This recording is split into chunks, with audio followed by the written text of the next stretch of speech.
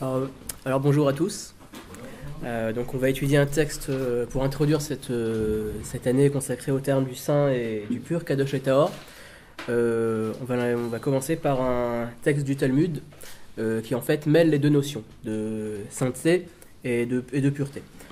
Pour bien comprendre de quoi parle ce texte, on va d'abord rapidement lire les versets sur lesquels le Talmud s'exprime. Donc, c'est les premières photocopies que vous avez reçues. C'est quelques versets à la fin de la paracha de Shemini. Donc, c'est en fait par rapport à la paracha dont Rav Darmon a parlé, c'est c'est une section deux parachiotes avant. En fait, le point commun, c'est que ça se trouve dans le livre du Lévitique, dans Sefer Veikra, qui en fait, on trouve des occurrences de ces deux termes dans toute la Torah, et même après. Mais en tout cas, ce Sefer-là, le Lévitique, semble vraiment être consacré, ça semble être son thème moteur. C'est pas seulement les sacrifices, mais c'est également, entre autres, puisqu'il y a beaucoup d'autres lois, c'est également la sainteté. Donc on est dans cette paracha de Shemini, c'est chapitre 11, les tout derniers versets du chapitre 11. Donc c'est la conclusion, toute la partie qui parle des Machlot Asurot, des aliments interdits. Donc, alors on va commencer, je vais lire rapidement, verset 43, même Gimel. Alors, donc la Gemara va parler de tout ça.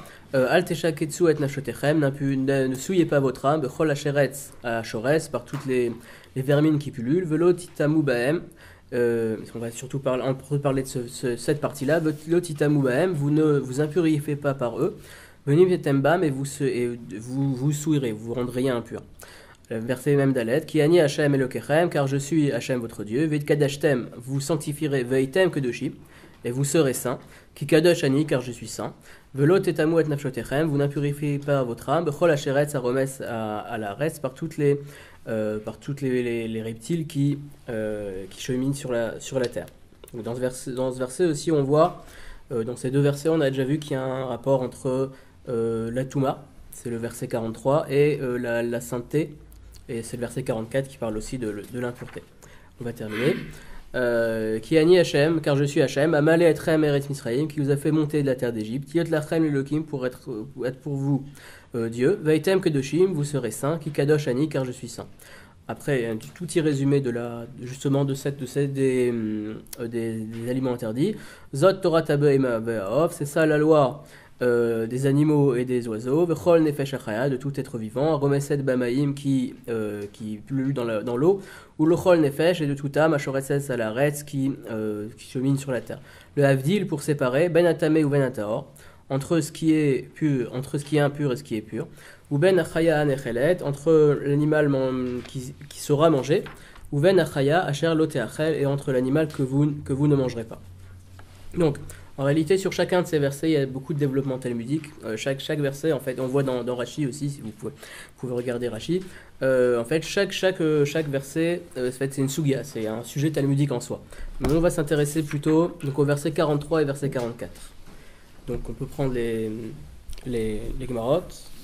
Alors, Resh Lakish a dit Maïdirtif, que signifie le verset qui est donc dans les proverbes? Im la letzim ou les yalitz, si il veut faire partie des moqueurs, ou yalitz, il moquera. On parle donc c'est Michelet, c'est les proverbes, on parle de quelqu'un qui doit choisir sa voie. Ou les anavim, et si il veut faire partie des humbles, yitenchen, à ce moment-là, il aura de la grâce. Que veut dire ce verset? Resh Lakish interprète Baal et Tamé, celui qui vient se rendre impur, c'est-à-dire c'est les tzim, faire partie des moqueurs. Potrimlo, on le laisse faire. Baal et Taher, s'il vient se purifier, mais ça y est, Inoto, à ce moment-là, on l'aide. Alors, on voit dans cette Gemara, dans cette interprétation, ça c'est le premier enseignement, parce que l'enseignement qu'on va voir est divisé en deux parties. Dans cette première partie de premier enseignement, on voit qu'il y a un lien entre la situation de l'homme et la manière dont en haut, dans Hachem en fait, les mondes spirituels, les forces spirituelles et Hachem, surtout au-dessus de tout, gère l'homme. Donc il y a quelqu'un qui veut s'impurifier, on commence tout de suite par parler d'impurification, on le laisse faire. Si maintenant il vient se purifier, à ce moment-là, la réaction d'en haut, des forces spirituelles, c'est de l'aider. T'as de Rabbi Ishmael. Rabbi Ishmael, on a enseigné dans la maison de Rabbi Ishmael. Machal, à quoi cela ressemble? Donc comment on peut faire comprendre cette idée-là? Machal et Adam, ça ressemble à un homme. Shaya Mocher Neft Vafarsemon. C'est un homme qui vend Neft, c'est la nafte, du pétrole. Un produit qui est bien sûr une odeur pas du tout agréable. Vafarsemon, du baume, un produit au contraire à l'odeur particulièrement appréciable. Balim Don Neft. Si maintenant quelqu'un vient chez lui acheter du pétrole. Omer Lo, alors le vendeur lui dit Medod atel et atzmecha.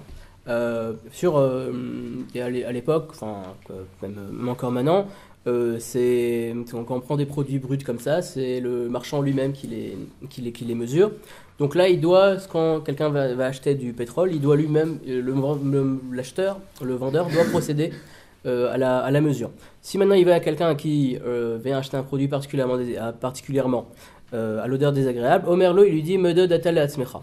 D'accord, je te le vends, mais par contre, quand ce qui concerne la pesée, fais-le toi, débrouille-toi.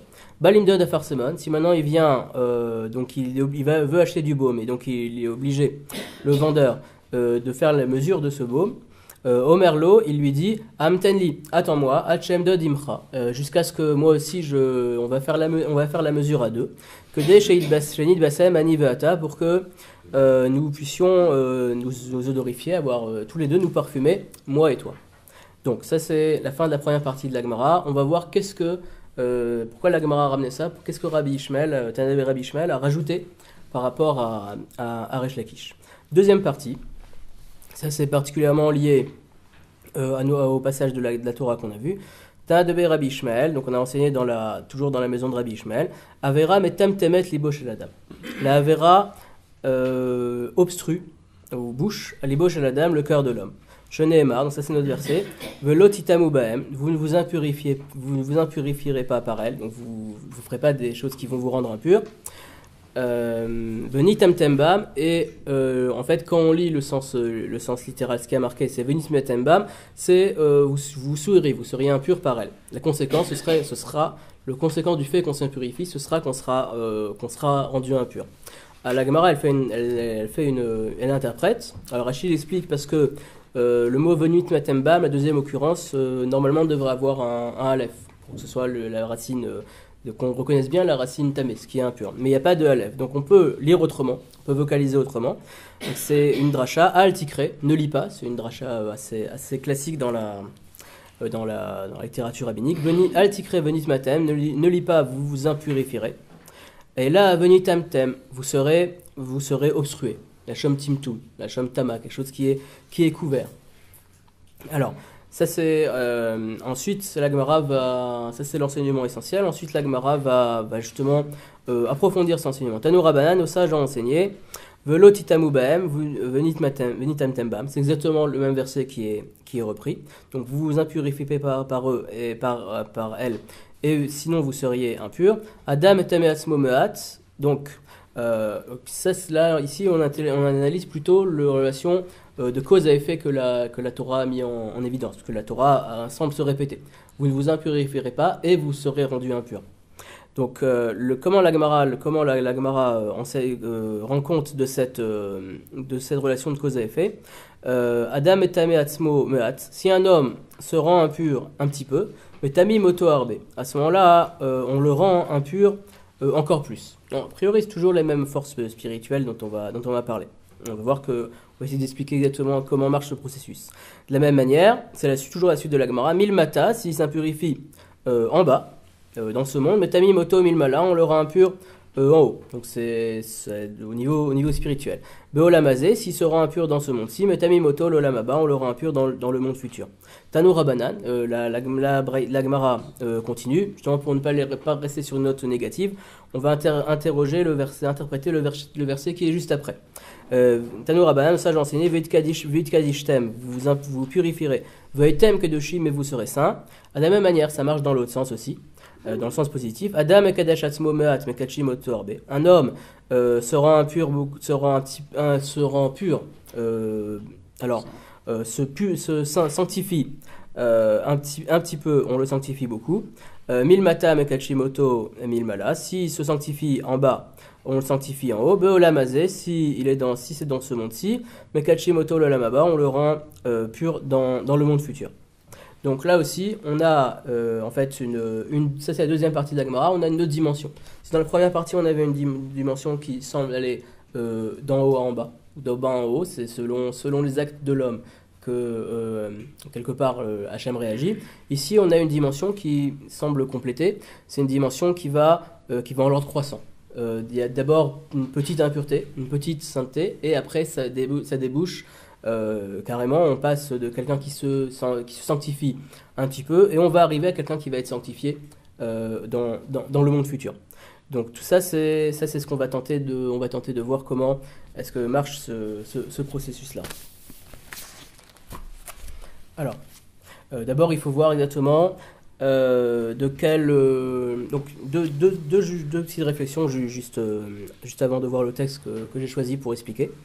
Donc la première, c'est que on a parlé de l'obstruction du cœur. La faute obstrue le cœur. Donc il faut voir de quelle obstruction on parle.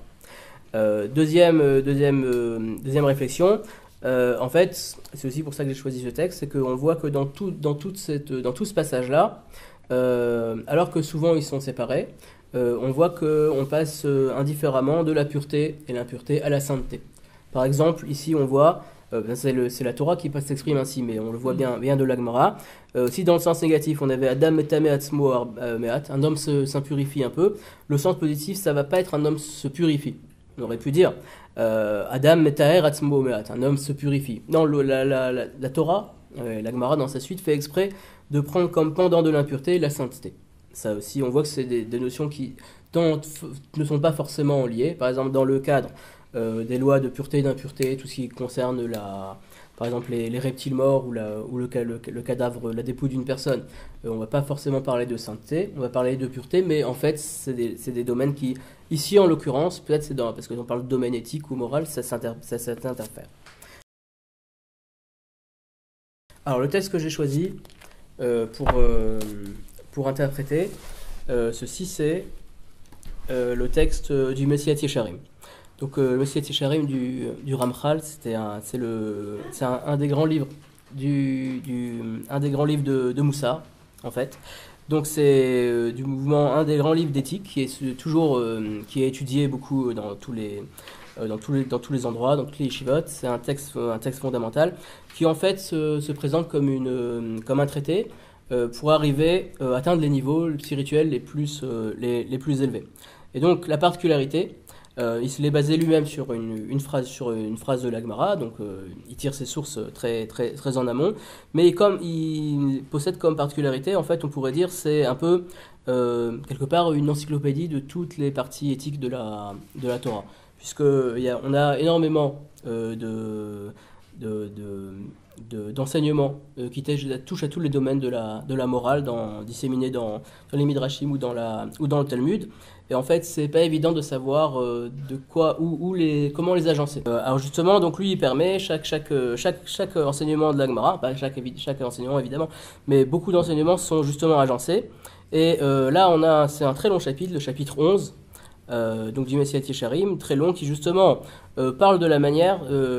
Nekiyut, c'est le fait d'être, littéralement, c'est d'être la propreté, mais ça veut dire la propreté dans les actes, la manière de faire les mitzvot le mieux possible. Et donc il parle justement de l'importance des aliments interdits. Et c'est à cette occurrence-là, bien sûr, puisque c'est de ça dont la Torah parlait, dont la Gemara parlait. Le contexte, en fait, de la Gemara qu'on a vu, c'était les aliments interdits. Donc il va profiter pour justement nous parler de la sainteté.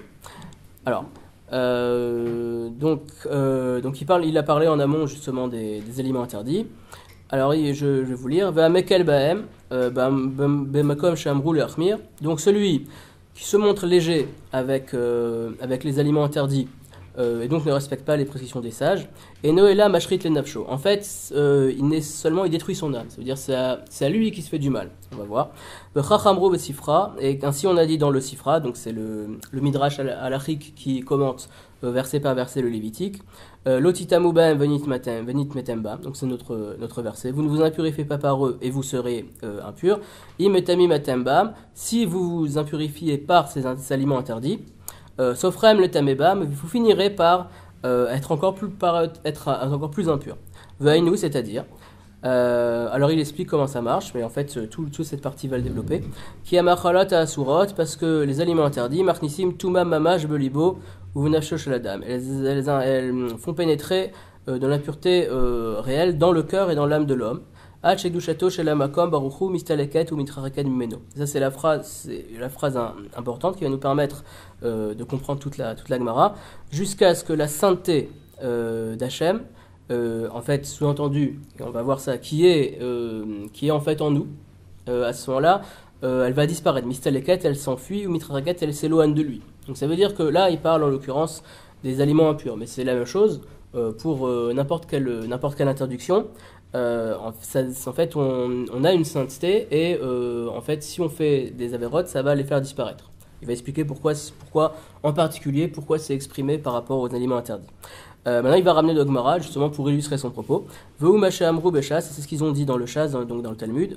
Gamken également. Venit matemba, vous seriez impur si vous vous impurifiez. Al tikre venit metem, ne lis pas vous seriez impur. Et là, venit temtem. Chez Avera, metam telemet libo shaladam. Parce que la Avera obstrue le cœur de l'homme. Il va expliquer en quoi. Qui me saleket mumeno, parce qu'elle fait disparaître de l'homme, de lui. Adea amitit, le vrai esprit, la vraie raison, chez Akadosh Baruch Hu noten chasidim, que Dieu a donné aux pieux. Comme chez Amar Akatouv, comme le dit le verset par ailleurs dans Michelet, dans les proverbes, qui Hachem iten chorma, car Hachem donne la sagesse. Donc là on voit bien que en fait de ce verset qui Hachem iten chorma, que l'homme naît quelque part, parce qu'on va essayer de se focaliser sur ça, l'homme, n'importe lequel d'entre nous, naît avec un capital spirituel. C'est un capital de sainteté. Il y a des versets, par exemple, dans les psaumes qui disent, un verset qui dit « Lev taor barili Elohim », un cœur pur, Dieu m'a créé. Donc on est tous avec... Berali. Lev taor barili Elohim. Donc c'est, en fait, on a tous on est tous avec une sainteté, une spiritualité. En fait, je considère, on peut appeler ça, on a un capital. On est tous avec un capital et c'est à nous justement de l'exploiter. Et c'est dans cette lumière-là qu'on va pouvoir relire le texte du Talmud, par lequel on a commencé. Donc je continue. Donc justement, si maintenant quelqu'un s'impurifie par des avérotes, à ce moment-là, ce capital disparaît. Donc en fait, il faudrait prendre, ce serait peut-être l'occasion de l'année, de prendre chaque mitzvah pour voir en quoi, parce que toutes les fautes ne sont pas égales, mais en quoi chaque mitzvah, chaque commandement positif ou même chaque commandement négatif correspond à un élément qu'on a en nous qu'il faut soit préserver, soit développer. Donc on pourrait dire que les avérotes, les commandements négatifs, ça vient justement préserver notre capital, et les éléments positifs, et les commandements positifs, ça vient justement nous permettre de les exploiter. Maintenant, on peut relire cette phrase du Meshé Yesharim. Chez Avera metam temet libo shaladam. Ça veut dire quoi? Donc là, on peut répondre à la première question. C'est quoi l'obstruction du cœur à laquelle procède la Avera? C'est que Avera metam temet libo shaladam. La Avera, elle obstrue le cœur de l'homme. En quoi? Qui me saleket meno adea amitit, car elle fait sortir de lui la dea amitit. On va traduire, on pourrait dire, c'est en fait date, c'est l'esprit spirituel qu'on a tous. Notre âme elle est pure, elle est liée à Dieu, et cet esprit-là, c'est ça, on pourrait dire, c'est ça le da'at. Le ruach hasechel, et la raison qui est son pendant en fait. Donc on a les deux parts. Une part da'at c'est plutôt spirituel et ruach hasechel c'est plutôt intellectuel. Shakadosh Baruch Hu noten la chasidim, que Dieu a donné aux gens pieux, à tout le monde. À ce moment-là, la personne qui va transgresser cela, ou plutôt négliger cela. Et à ce moment-là, dans ce cas-là, c'est l'homme qui néglige ces choses-là. Donc ça rejoint ce que Rav Darmo a dit tout à l'heure, en fait, que on pourrait tout à fait respecter au minimum ou ne pas s'arranger pour ne pas faire des choses vraiment interdites. Mais ce passage-là et la Gemara qu'on a vue est aussi un appel justement à user de son libre arbitre, justement pour quelque part se faire du bien au niveau spirituel. On est libre, c'est ce qu'on va voir tout de suite, c'est ça qu'il voulait dire Resh Lakish. On est libre de faire ce qu'on veut. Quelqu'un qui voudrait se limiter à la stricte lettre de la loi le pourrait, mais par contre ces Gemarot-là viennent le sensibiliser au fait que c'est dans son intérêt, pas seulement dans son intérêt, mais c'est se respecter soi-même, que justement d'honorer son capital spirituel. Alors après il explique, donc quelqu'un qui négligerait tous ces principes resterait animal et bassement matériel. Il sera complètement plongé dans la pas dans la matérialité, mais dans la trivialité de ce monde-ci. Encore une fois, je ne viens pas dire que tout ce qui est matériel c'est pas bien, mais c'est un peu comme Rav Darmon l'a développé, que ça, on aurait pu aussi ramener les passages de Maïmonide dans le traité des 8 chapitres qui explique que le comportement le meilleur c'est celui qui est au milieu. Donc il y a toujours une juste ligne à garder. Ça on t'en parle. Meshuka Begasuta Olamazé, c'est vraiment quelqu'un justement qui passerait son temps à faire des orgies ou à boire tout le temps. Alors après il explique rapidement, le Messias Yesharim explique rapidement pourquoi. Est-ce que c'est spécifiquement dans cette paracha des aliments interdits que se situe le verset et la Gemara qui y afférente? Elles ont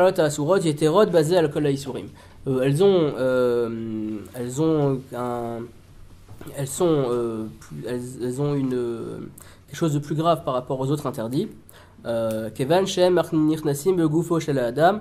Mamash Venasim Basar Mibsaro. Puisque, donc ça c'est aussi un autre thème, c'est le thème des aliments interdits, que en fait c'est quelque part d'après la Torah, on est ce que l'on mange. Donc si quelqu'un mange des choses interdites, ça va avoir, même si vraiment on ne comprend pas comment ça marche, ça va avoir certaines influences. On peut simplement, par exemple, ça nécessiterait un développement en soi-même, mais on peut simplement dire que parmi les animaux que Dieu nous a permis, il y a essentiellement des animaux qui sont domesticables et qui ne sont pas des oiseaux ou des animaux de proie. Donc on pourrait considérer que Hachem veut que ce qui va nous faire nous constituer au niveau métabolique, ça provienne d'animaux qui eux-mêmes ont quelque part une bonne nature. Bon, ça c'est un sujet en soi, mais ça permet d'expliquer, c'est le Messias Sharim qui fait le lien, pourquoi spécifiquement dans ces parties-là, pourquoi spécifiquement cette injonction au fait de ne pas s'impurifier et de se purifier apparaît dans les aliments interdits. Alors maintenant on peut revenir à la Gemara et répondre aux questions qu'on avait posées. Alors je le précisais également, bon j'ai pas eu le temps de préparer, mais que en ce qui concerne la sainteté, il y a le fait et le fait d'être saint, justement, de ne pas faire ce qu'on va voir, le contraire de l'impureté, c'est la sainteté, mais sur ce même verset, il y a un texte de Rabbeinu Bachaye, donc c'est un grand commentateur, élève de Nachmanide, qui explique, lui il considère, il le déduit dans le texte, que la sainteté, comment on acquiert de la sainteté, c'est par les mitzvot. Donc par rapport à ce dont on parlait tout à l'heure, quelle est l'importance des mitzvot, il y a toute une opinion, c'est celle défendue par Rabbeinu Bachaye, qui dit que la sainteté, c'est justement les mitzvot. Les mitzvot, c'est ce qu'on disait, ça permet à développer son capital spirituel. En fait, c'est Hachem lui-même qui a permis, qui a fait la Torah, justement, ça on reviendra aussi tout à l'heure, qui a justement permis, qui sait exactement quels actes peuvent nous permettre de développer ce capital spirituel. Donc ça, c'est c'est l'opinion de Rabbeinu Bachaye. Maintenant, on peut revenir donc justement aux questions qu'on avait posées sur la Gemara. Alors, on peut relire la phrase de Resh Lakish. Donc, quel rapport, puisque finalement il y avait aussi un problème, une question, quel rapport entre les deux parties? Pourquoi est-ce que le Talmud a choisi d'abord, le Talmud veut parler de la pureté et de l'impureté, pourquoi est-ce qu'il commence d'abord à parler de Resh Lakish qui en fait parle de la manière dont l'homme se comporte. Donc maintenant on peut relire. Resh Lakish l'a dit, Ma'irtim letim leyel itsulanavi miitenchen. Donc il enseignait Baletame potrimlo, baleter meseyemoto. Celui qui veut s'impurifier, on le laisse. Celui qui veut se purifier, on l'aide. Donc en fait, qu'est-ce qu'on voit de là? Donc il y a beaucoup de commentateurs, donc le Nachmanide et également le Maharal de Prague, mais d'autres, qui expliquent que en fait, sous-entendu dans cet enseignement, c'est un autre texte du Talmud qui se trouve dans le traité Makot 10b, qui dit que Adam Molichimoto, dans le chemin dans lequel veut se rendre un homme, on le mène. Donc en fait, ça veut dire quoi? Ça veut dire que en fait, on a commencé à parler, on a déduit, on a appris du Messilat Yesharim que chacun avait un capital et que en fait, en fonction des mitzvot ou des averot, on pouvait le développer ou au contraire le diminuer. En fait, Resh Lakish ici commence par nous introduire le fait que tout dépend en fait de notre volonté. C'est l'homme qui est responsable de ça. On a un libre arbitre, c'est à nous justement de choisir c'est justement à nous de choisir dans quel chemin on veut être mené. Donc on comprend comme ça, donc bal etame et potrimlo, bal eterme et seyemoto. C'est-à-dire on est à l'équilibre. En fait, est-ce qu'on est à l'équilibre ou on a un potentiel? Ça faudra voir. Est-ce que notre potentiel est déjà développé ou il n'est pas développé? Mais en tout cas, on a une âme pure qu'il faut développer, mais on peut tout à fait, à chaque fois, on peut tout à fait nous-mêmes, le comportement peut avoir des incidences sur cela. Donc maintenant, on peut comprendre. Donc la question qui reste encore par rapport à ça qui reste encore à voir, c'est pourquoi il y a une telle différence. Pourquoi est-ce que quand il s'agit d'être pur, d'être impur, pardon, on nous laisse, la voie est libre, mais en fait ça veut dire qu'on nous aide pas. Mais il n'y a pas de ce qu'on appelle la siyata d'Ishmaya, l'aide du ciel. Et pourquoi par contre quand on vient se purifier, on nous aide? Alors il y a plusieurs explications. Une toute simple. C'est que en fait l'homme, on a tous conscience que comme on vit dans ce monde, c'est quelque part plus facile de négliger la part spirituelle que justement de s'y investir. Donc l'homme il maîtrise suffisamment ce monde pour pouvoir justement, s'il veut s'impurifier, il sait parfaitement comment faire, pas besoin de l'aider. Par contre, dès qu'on est dans une démarche qui est plus difficile, si on veut chercher encore plus de spiritualité, à ce moment-là, on a besoin d'aide. Parce que c'est quelque chose quelque part qui, c'est du domaine spirituel, ça nous dépasse, c'est quelque chose qui se construit, donc à ce moment-là, Hachem nous aide. Donc on pourrait aussi compléter ça, justement, en reliant à ce qu'on avait dit par rapport au mitzvot. Il y a une explication qui dit que la Torah, ça vient du mot moré, ça veut dire indiquer. En fait, la Torah, c'est un chemin. La Torah, c'est des lois, mais c'est des lois qui permettent, il faudra voir, c'est un sujet en soi, mais que toutes nos actions ne sont pas égales. Des actions, bien qu'on a l'impression que toutes nos actions sont égales, des actions qui ont plus de valeur et qui vont plus dans le sens de la Torah, donc de la spiritualité, que d'autres. Justement, la Torah nous donne justement la loi, c'est ça la halakha, c'est le fait de cheminer, nous donne justement le guide à suivre. Donc justement, quelqu'un qui veut s'inscrire dans ceci, qui veut suivre la voie, à ce moment-là, Dieu l'aide. C'est facile quand on est perdu, quand on prend un plan, un guide. De la même manière ici, on a un guide, donc à ce moment-là, on nous aide. C'est un chemin balisé. Par contre, quelqu'un qui veut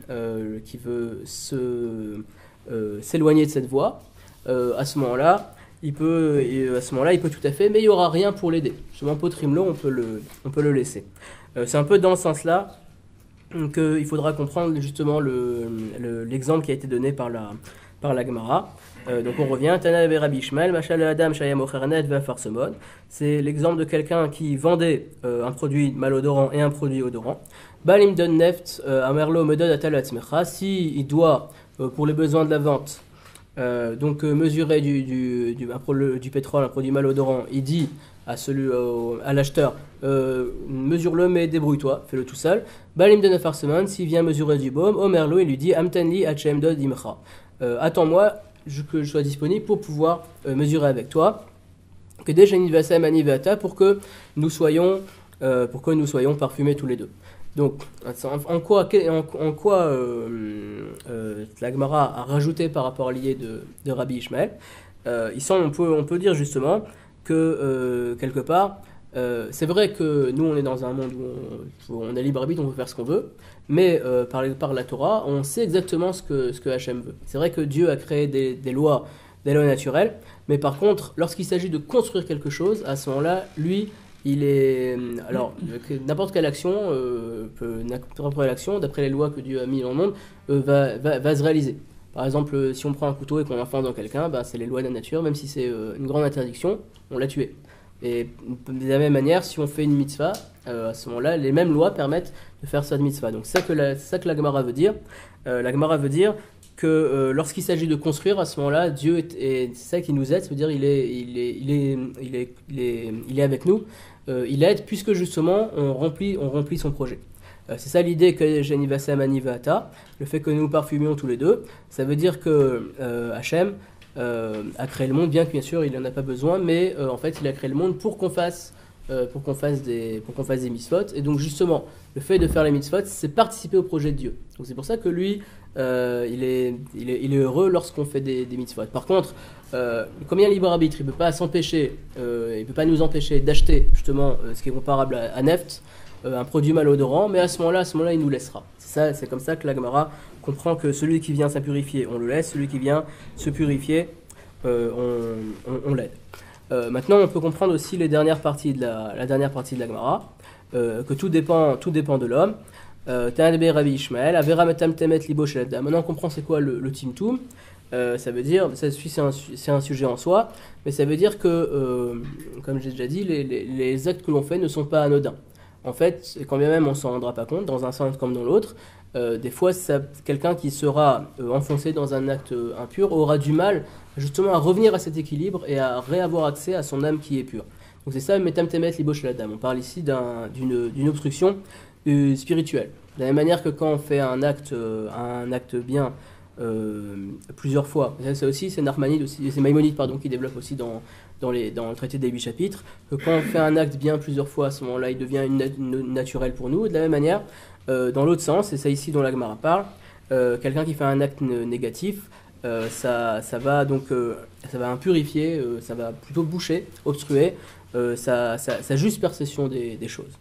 Il y a aussi un texte du Talmud qui est vraiment lié à ça, dans le traité Sota 5b, si je ne me trompe pas, on dit que un homme ne faute un homme ne faute que si il est rentré en lui un vent de folie. Donc un vent de folie, c'est-à-dire c'est pas qu'il doit aller à l'asile, mais ça veut dire qu'il y a un moment où à ce moment-là, c'est ce qu'il disait le Messias Yesharim, il y a la Déa, c'est ce qui est spirituel, et le Sechel, ce qui est intellectuel. À ce moment-là, pour des raisons ou pour une autre, quand quelqu'un faute, il est dans un état où sa raison ne fonctionnait pas. Après, c'est des mécanismes complexes, comment ça marche, est-ce qu'on peut s'en rendre compte, qu'on ne peut pas s'en rendre compte. Mais en tout cas, c'est la même idée. C'est la même idée qu'on trouve dans les deux Gemarot, que l'homme est pur, et que par ailleurs, il peut se rendre impur. Toujours le libre arbitre, mais par contre, les choses sont dans sa main. Donc justement, c'est ça qu'on dit. Donc ne lis pas vous impurifierez, mais vous serez bouchés. Tanu Rabanan, altitamu baem venit matem ba. Adam etami atzmo mead metami moto arbe, milmata metami moto milmala, beolamazé metami moto leolamaba. Donc c'est intéressant, c'est que c'est dans la même suite de versets, on a aussi cette notion-là, qui fait que justement, donc ça va en ordre croissant. Donc quelqu'un qui s'est qui a un petit peu obstrué son cœur le voit finalement de plus en plus obstrué au fur et à mesure qu'il fait des avérotes. Et de la même manière, Adam Mekadesh Atzmo, Tanu Rabban, Adam Kadeshem Veitem Kedoshim, Adam Mekadesh Atzmo Meat Mekachim Oto Arbe. Un homme se purifie, se sanctifie un petit peu, on le sanctifie beaucoup. Milmata Mekachim Oto Milmala, si c'est en bas, on le rend pur en haut. Beolamazé Mekachim Oto Olamaba, si c'est dans ce monde-ci, on le rend pur dans le monde futur. Donc, c'est aussi. Là aussi, on commence par un petit peu, on termine par une sainteté importante. Et à ce moment-là, on voit le lien entre les deux parties. On a vu qu'il y avait en fait deux axes dans les deux parties de la Gemara. Il y avait un axe qui allait d'en haut à en bas, Ça veut dire en fonction de ce que je fais. Ce qu'il disait Resh Lakish, un homme qui veut s'impurifier, on le laisse faire. Un homme qui veut se purifier, on l'aide. Et on avait vu aussi une notion, ici on voyait plutôt une notion qui va du peu au beaucoup. On se purifie un peu et on se sanctifie un peu et on finit par être beaucoup sanctifié. Là, à ce moment-là, à la fin de la Gemara, on les voit se rejoindre. Et on peut comprendre justement par rapport à ce qu'on a expliqué. En fait, tout dépend de l'homme. Donc tout commence par en bas. Et nous, par exemple, dans le cas de la pureté, nous on commence par se purifier un petit peu. Donc c'est notre travail, notre éveil en bas. Et ensuite, Dieu le complète par nous purifier beaucoup. Et donc c'est ça la siyata d'Ishmaïa, ça l'aide de Dieu, c'est l'aide de Dieu dont on parlait. Donc quand la Gemara ici nous dit qu'un homme se purifie un peu, on le purifie beaucoup, ça veut dire que non seulement, c'est un peu paradoxal, mais c'est d'une manière, d'une part, une partie qui est en nous, ça veut dire on a un capital. Et justement, ce capital, donc ce qu'on va voir après, c'est un capital qui se nourrit lui-même. On va prendre le sens positif. Donc quelqu'un qui se purifie, automatiquement, il va vouloir, ou bien il va être sensible à encore plus de choses qui vont l'entraîner dans le sens positif. Mais ça aussi, ça vient de Dieu. C'est aussi ce phénomène-là qu'un homme se purifie. Celui qui veut se purifier, on le purifie. Maintenant, on va juste terminer par justement un petit peu, pas vraiment, mais plus ou moins d'étymologie, à partir des... on peut comprendre maintenant c'est quoi le sens des mots justement dont on parle, Kadosh, Tahor et Tamé. Alors le mot Kadosh, on le voit plusieurs fois justement dans la Torah. Par exemple, il y a une référence dans Deutéronome chapitre 22 verset 9. Pen Tikdash, c'est la notion d'interdit. Quand on plante des semences, un plantement interdit, ça veut dire de la vigne à côté d'une autre espèce. À ce moment-là, c'est des hybrides qui sont interdits, ce qu'on appelle kilaïm. Et la Torah, à ce moment-là, a dit Pen Tikdash, ne sème pas de peur que ce soit interdit. Donc le mot kadosh, ça veut dire ce qui est interdit, ce qui est réservé. En fait, ce qui est réservé, c'est ce qui est interdit. Et donc là aussi, on voit, donc ça se complète, je vais revenir le replacer après dans le contexte.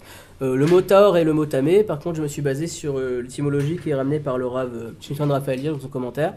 Donc Rav Shimshon Raphaël Hirsch dans son commentaire, il parle de ça à plusieurs occurrences. D'ailleurs, ce qui concerne l'étymologie Tahor et Tamé, il dit deux choses contraires, mais j'ai choisi la première occurrence qui me paraissait la plus collante correspondant à ce qu'on a vu. C'est dans la Genèse, chapitre 7, verset 2. D'après lui, le mot Tahor, ça vient de Tsoar, ce qui est clair. Donc, quelque chose qui est clair, qui est libre.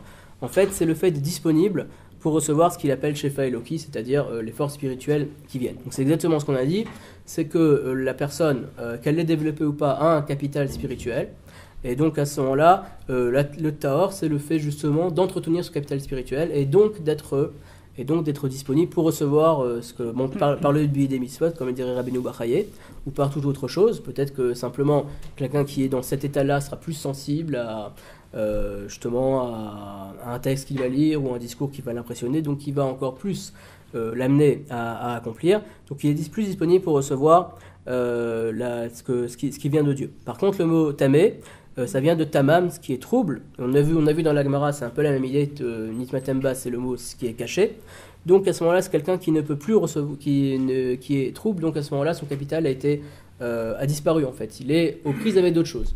Ce qu'il disait le Messie des Charim, ça veut dire maintenant il est dans ce monde, il est complètement dans ce monde. Donc il y a une fenêtre en fait, quelque chose qui a séparé entre lui et Dieu. Donc ça veut bien sûr pas dire que tout est fini, mais au contraire, ça aussi Maïmonide le dit, c'est aussi quelque chose qui sera plus difficile.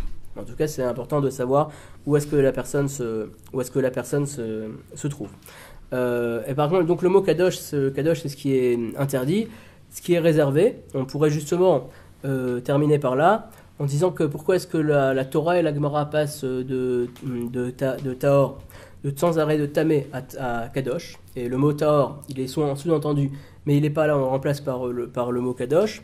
Peut-être, c'est ce qu'on a vu, c'est l'idée qu'on a vu qui se développe, c'est que si on va à Baal Eter Potrimlo, Baal Eter Meseyimoto, celui qui vient se purifier, on l'aide, donc ça veut dire que c'est quelque chose qui est beaucoup plus difficile, on a besoin d'être aidé par Dieu. Alors peut-être c'est pour ça qu'on parle tout le temps du mot Kadosh, que Kadosh, Tahor et Tamé, ce sont des états. des états de fait. Une fois, bon, bien sûr, dans le domaine légal, par exemple, quelqu'un qui a touché une dépouille, il est tamé, il va dans le mikvé avec la vache rousse, il devient un tahor. C'est un état de fait. Mais kadosh, c'est un état de fait, mais qui est plus, qui a une notion supplémentaire. Entre autres notions supplémentaires, on peut dire, par exemple, c'est comme ça demande un travail. Donc c'est pour ça que on va dire que justement, je fais l'effort d'exploiter mon capital spirituel et donc d'être séparé. Je fais l'effort de le construire. Donc c'est pour ça qu'il y aurait le mot kadosh qui a une dimension de construction, de séparation supplémentaire, parce que c'est quelque chose qui est plus difficile. Et pour le réaliser,